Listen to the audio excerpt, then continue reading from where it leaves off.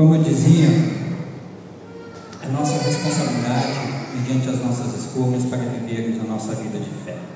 Salvação é para nós, sim, para todos nós, mas isso não nos tira o compromisso de nós sempre de novo nos autoavaliarmos, examinarmos a nossa consciência para honrar o nosso Deus.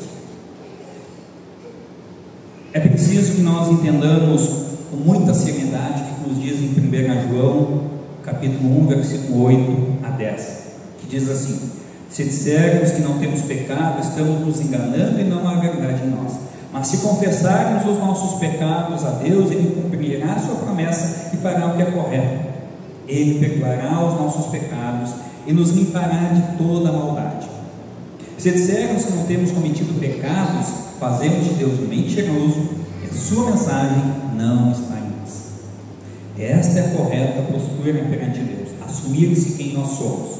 Assim também o atanaia da palavra de Deus não pode consentir com o erro e fazer vistas grossas aos erros, aos pecados. Por exemplo, uma mãe que vê seu filho fazendo pequenos furtos, não o corrige com a vara, com a pena, com a chinelada, está sendo omissa e está gerando um belo marginal.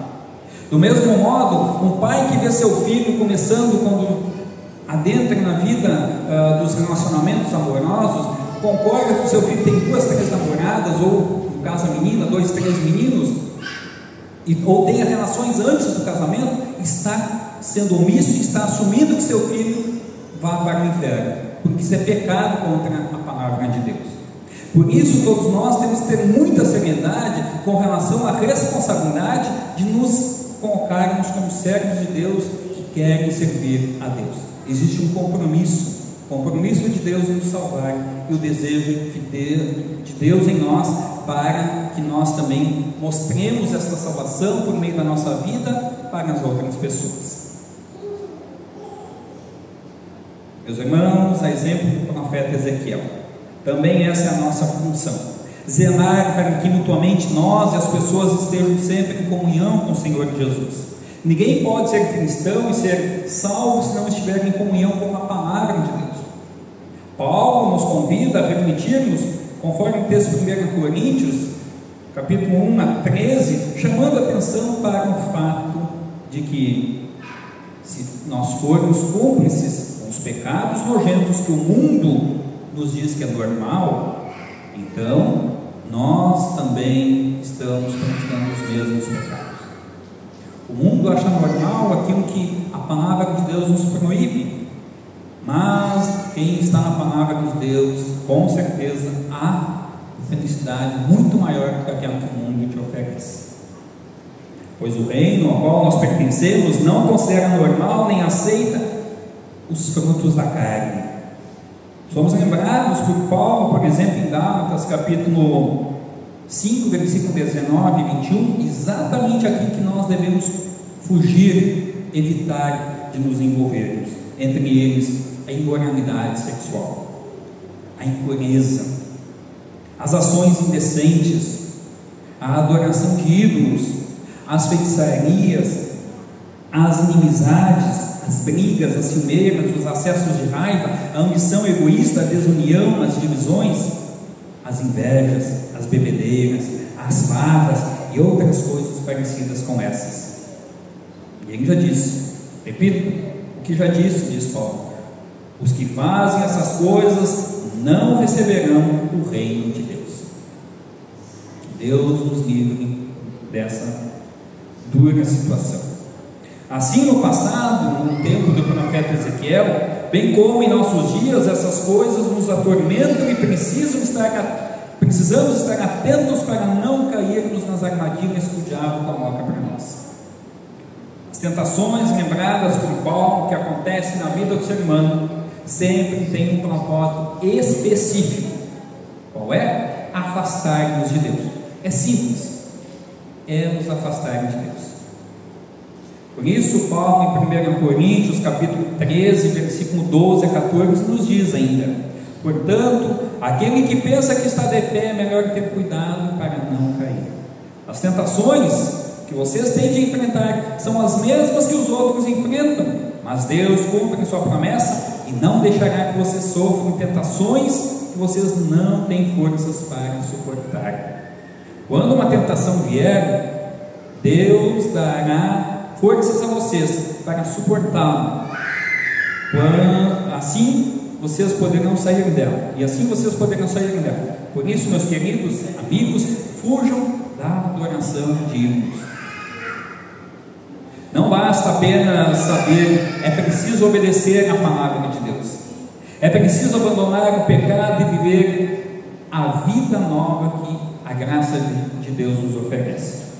A Quaresma é um constante convite para eu e você abandonarmos o pecado e viver a vida aos pés do atalaia de nossas vidas, que é Jesus, que por sua vez nos faz atalaias uns dos outros e intercedermos também uns pelos outros, que em frente ao castigo da iminente possa humildemente o pecador, nós e os nossos semelhantes, voltarmos a Cristo e reconhecermos que somos dependentes da graça de Deus.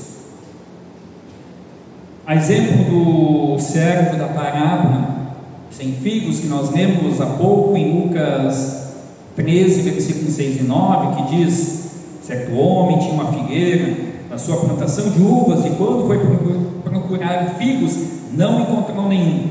Aí disse o homem que tomava conta da plantação: olhe, já faz 3 anos seguidos que venho buscar figos nesta figueira e não encontro nenhum. Corte esta figueira. Por que deixá-la continuar tirando a força da terra sem produzir nada?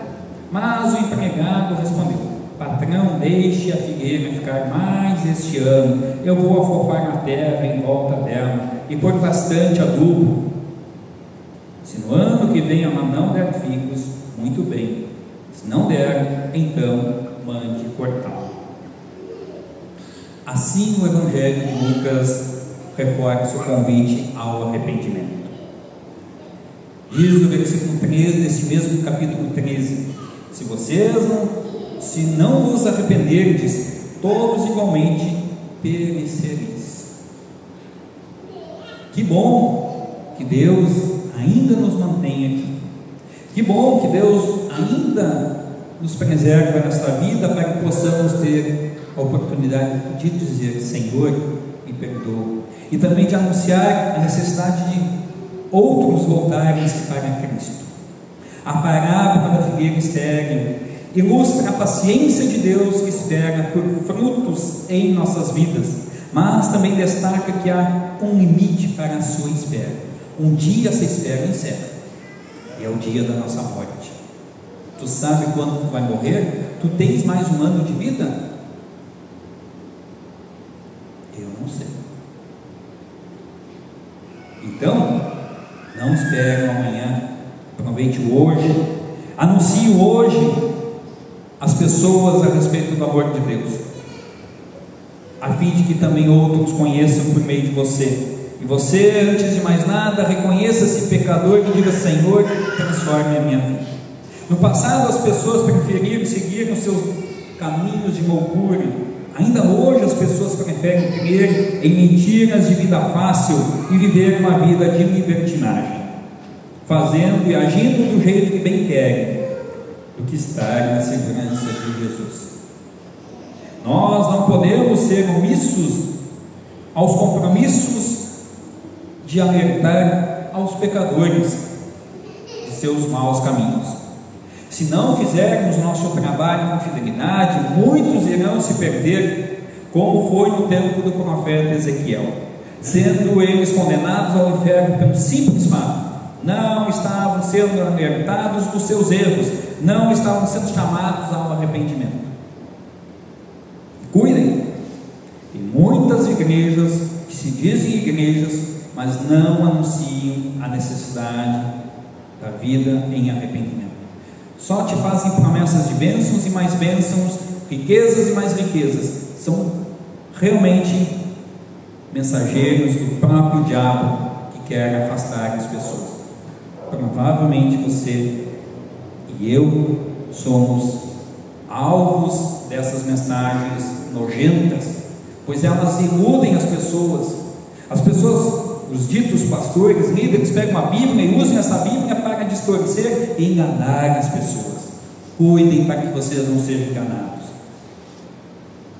Meus irmãos, ser testemunha de Jesus é um compromisso meu e seu, aonde nós estivermos, para que juntos possamos falar de Deus e mais pessoas sejam transformadas pela mensagem de salvação.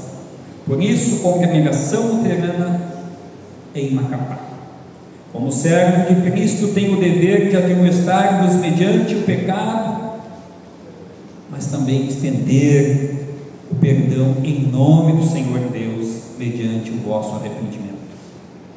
Perigos que nos afastam da presença de Deus, esses sempre vão existir, mas maior é o nosso Deus, que quer nos animar, fortalecer e dar forças renovadas. Devo vos lembrar que nem tudo que é apresentado nos meios de comunicação, ou que nossa razão de ser certo, é realmente certo. Cuidem, examinai tudo à luz da palavra de Deus. O Salmo 85, versículo 8 e 13 nos diz assim, talvez você recorde do que nós queremos: eu escuto o que o Senhor está dizendo, para nós, o seu povo, para nós, os que somos fiéis, Ele promete paz, se não voltarmos aos nossos caminhos de loucura. Na verdade, Deus está pronto para salvar os que o temem, a fim de que a sua presença salvadora fique na nossa terra. O amor e a fidelidade se encontrarão, a justiça e a paz se abraçarão. A fidelidade das pessoas brotará da terra, e a justiça de Deus olhará lá do céu. O Senhor Deus nos dará o que é bom, e a nossa terra produzirá as suas colheitas. A justiça irá adiante do Senhor e preparará o caminho para Ele. Por isso, queridos irmãos, em Cristo Jesus, nestas verdades, louvemos ao Senhor Deus, que em sua misericórdia conduziu e é o nosso atalaia. Também nos deu atalaias ao longo da história, como os profetas, os apóstolos, pastores. Hoje em dia também temos a certeza da presença de Cristo. Quem vai participar da ceia daqui a pouco tem essa certeza reforçada, pois Cristo está presente na Santa Ceia. E também nós temos a certeza, mediante a palavra, que todos nós somos mantidos na presença de Deus por obra do trabalho incessante de Deus, o Espírito Santo, que nos chama a termos um encontro com o Senhor Jesus. Amém. Convido a todos para que se coloquem em pé e nós oraremos dizendo: Senhor Deus, obrigado por tua paciência e misericórdia. Ajuda-nos a ouvir a tua voz e a atender ao teu chamado ao arrependimento. Dá-nos coragem para sermos atalaias em nossas vidas, anunciando a tua verdade e mostrando tua graça aos outros. Em nome, por amor de Jesus. Amém.